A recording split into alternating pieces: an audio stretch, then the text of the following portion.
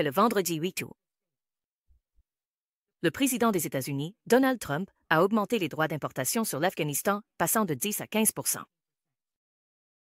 Cette décision, entrée en vigueur aujourd'hui, a suscité de vives inquiétudes au sein de la communauté d'affaires afghane. Les experts affirment que cette hausse des tarifs pourrait également avoir un impact négatif sur les exportations afghanes de tapis, d'artisanat et de pierres précieuses vers les États-Unis. Plus de détails dans ce reportage. L'ordre du président des États-Unis d'augmenter les droits de douane sur les marchandises importées de dizaines de pays, dont l'Afghanistan, entrera en vigueur à partir de cette semaine. Dans ce décret présidentiel, Donald Trump a relevé le tarif d'importation sur les produits afghans, qui était fixé à 10 % en avril, à 15 %. La Chambre de commerce et d'investissement d'Afghanistan, exprimant son inquiétude face à cette mesure, déclare que même si l'Afghanistan n'entretient pas de relations commerciales étendues avec les États-Unis, cette augmentation des tarifs pourrait avoir un impact négatif sur le commerce afghan avec ce pays à long terme.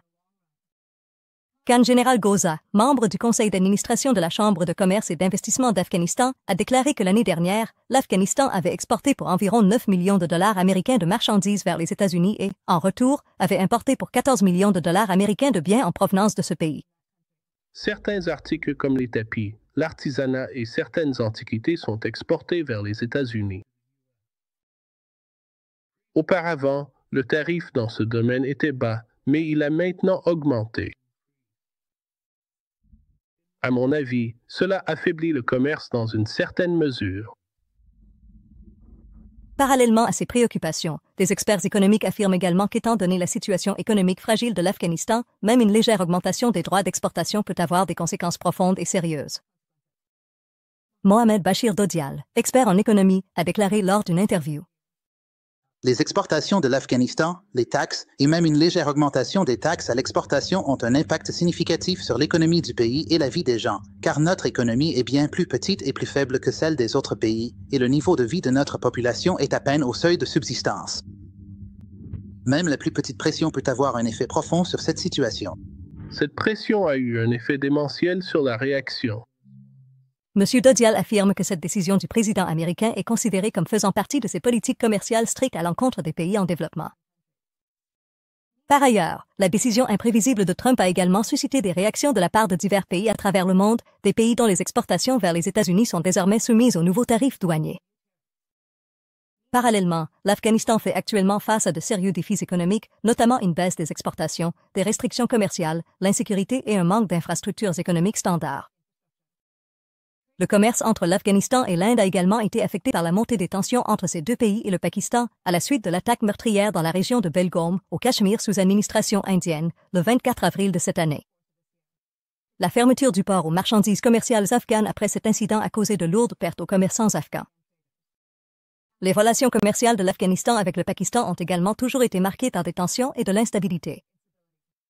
Selon les statistiques de la Chambre de commerce et d'investissement d'Afghanistan, le volume des échanges entre ces deux pays a diminué jusqu'à 60 %, une baisse qui, selon les experts économiques, témoigne de l'extrême vulnérabilité de l'économie afghane face aux évolutions régionales et internationales. Un immense incendie de forêt dans le district de Naré, dans la province de Kunar, est entré dans son 4e jour. L'incendie, qui a commencé dans la zone de Dokar, s'est maintenant également propagé au village de Washnau, Loya Dara et Marandab. Les habitants locaux et les forces talibanes s'efforcent de maîtriser complètement l'incendie, qui a déjà détruit 12 hectares de forêt. Plus de détails dans ce reportage. Une grande partie des forêts de la province de Kunar a été ravagée par le feu. Des habitants des provinces de Kunar et de Naré ont déclaré à Radio Azadi que cet incendie fait rage dans la zone de Dolikor de ce district depuis 4 jours. Cependant, selon eux, le feu a également atteint les villages de Washnau, Loya Dara et Marandab. Ils ont indiqué que, bien que l'intensité de l'incendie ait été maîtrisée, il n'a pas encore été complètement éteint. Abdul Rahim Sularzé, un habitant et notable tribal du district de Naré, a déclaré jeudi 16 août. L'incendie continue encore petit à petit, mais son intensité a diminué. Les Moudjahidines, le gouvernement et la population coopèrent et les efforts pour maîtriser complètement l'incendie se poursuivent. Notre demande est que, à l'avenir, des mesures préventives soient prises dans les districts pour éviter de tels incendies. Les pompiers devraient être effectivement employés ici, car il s'agit de notre propriété et de notre richesse, que nous devons transmettre en toute sécurité aux générations futures. Le président Sadr, accompagné d'un simple investisseur, du secrétaire et de plusieurs autres personnes de ce district, s'est également exprimé jeudi. Les forêts de Doliloya, Darul Bari, Mané et Dab, dans le district de Naré, ont pris feu. Une grande partie de la forêt a brûlé. Les tribus locales et les habitants de la région se sont unis pour tenter de maîtriser l'incendie. Maintenant, le feu est sous contrôle, mais une grande partie de notre forêt a brûlé. Bien que les responsables locaux des talibans dans la province de Kunar n'aient pas répondu aux questions au moment de la publication de ce rapport, Amanullah Shahab, le gouverneur du district de Naré, s'est exprimé auprès de certains médias locaux. Il a déclaré que cet incendie, dont la cause reste inconnue, a brûlé et détruit 12 hectares de forêt. Il est également mentionné qu'il y a environ 3 mois, un incendie s'est déclaré dans les forêts du district de Sharki, dans la province de Kunar, qui a brûlé une grande partie des forêts. Par le passé, des incendies similaires se sont produits ces dernières années dans les forêts des provinces de Kunar et de Nuristan, endommageant de vastes zones forestières, avant d'être maîtrisés grâce aux efforts des habitants locaux et des responsables. Kunar et Nuristan sont les provinces les plus vertes d'Afghanistan, couvertes de forêts, et la majeure partie du bois d'Afghanistan provient de ces provinces. Malgré le délai d'1 mois accordé par le gouvernement pakistanais, l'arrestation des migrants afghans détenteurs de cartes de tourisme se poursuit toujours.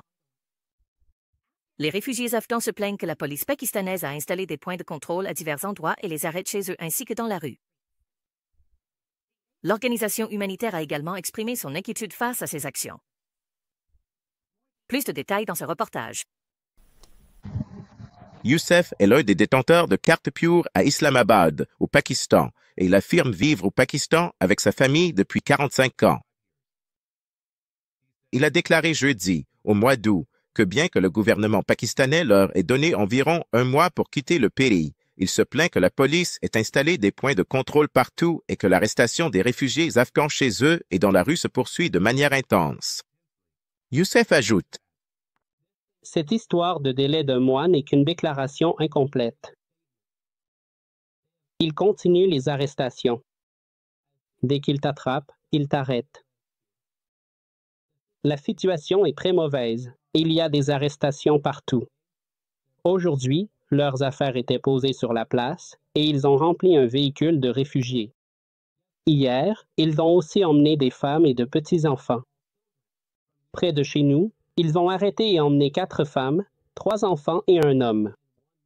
Azadullah, un autre demandeur d'asile qui possède une carte Pure, a eu une plainte similaire et dit que la police ne tient absolument pas compte du délai qui lui a été accordé, même s'il était impatient.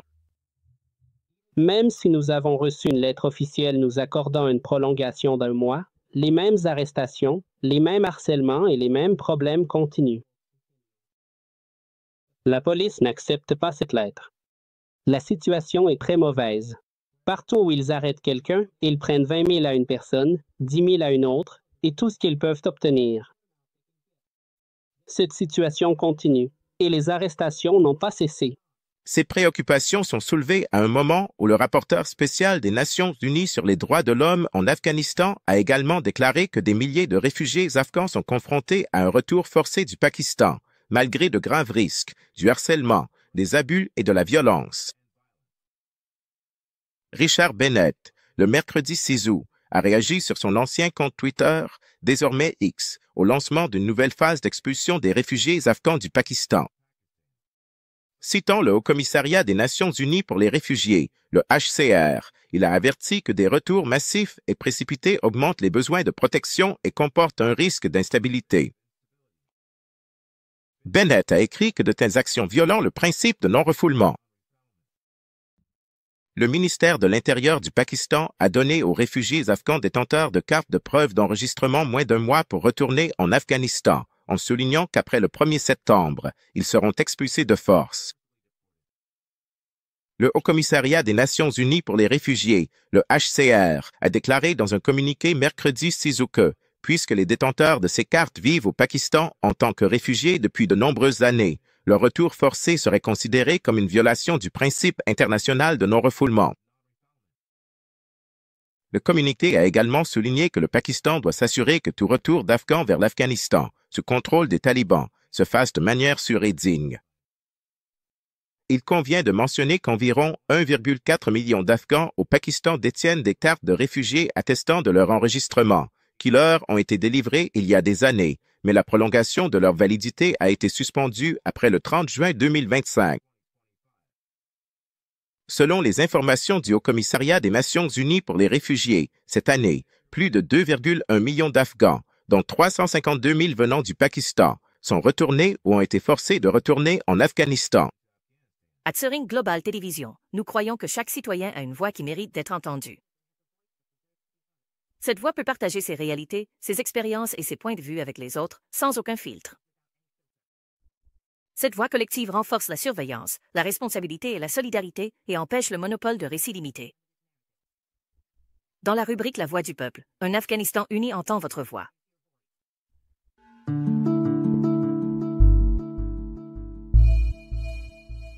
Si le gouvernement afghan veut que ces migrants et réfugiés rentrent au pays, alors il suffit de distribuer des terres. Donnez-les au peuple. Je jure devant Dieu, nous ne possédons pas un centimètre de terre, pas un centimètre. Alors, comment sommes-nous censés revenir? Si vous voulez nous arrêter, faites-le la prière, les ablutions. Pourquoi? Pour la prière du vendredi, arrêtez-nous pour ça. Nous sommes nous-mêmes musulmans. Nous prions selon la manière islamique. Nous faisons tout ce qu'on doit faire, tant que le Pakistan ne nous expulse pas. Nous ne pouvons pas quitter le Pakistan, parce que les talibans nous harcèlent. C'est pour ça que les gens ne rentrent pas.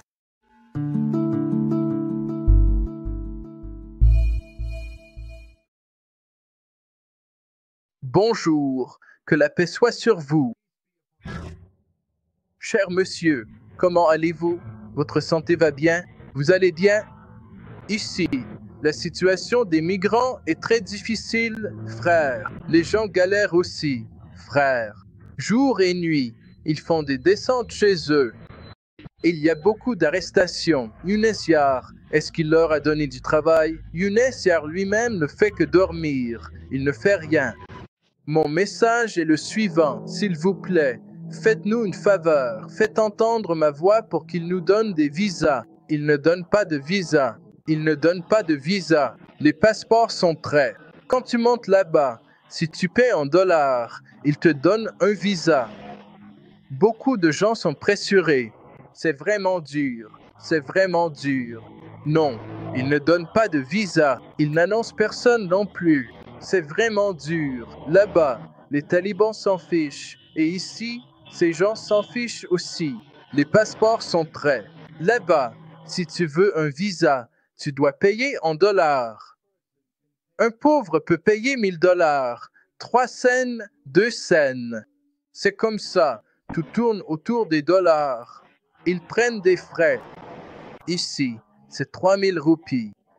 Ils te donnent un visa d'1 mois. Là-bas, ils ne sont pas radins. Ils ne donnent pas de visa.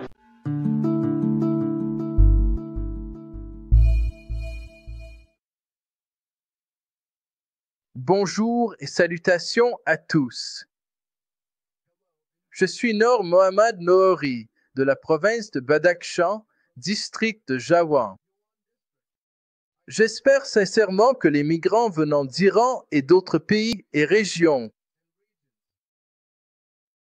nous Afghans leur apporterons toute l'aide sérieuse et nécessaire possible, car il est de notre devoir humain et moral d'accueillir chaleureusement nos chers compatriotes. Et où qu'ils arrivent, nous sommes prêts à les recevoir, en espérant un pays paisible, libre et prospère, loin de toute discrimination. Que la paix, la miséricorde et les bénédictions de Dieu soient sur vous.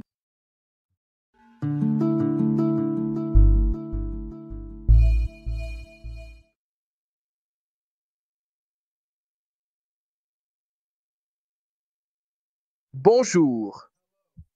Bonjour. Nous utilisons l'intelligence artificielle, mais elle a des aspects positifs et elle est très utile. Elle permet à tout le monde d'être informé par tous les bons journalistes.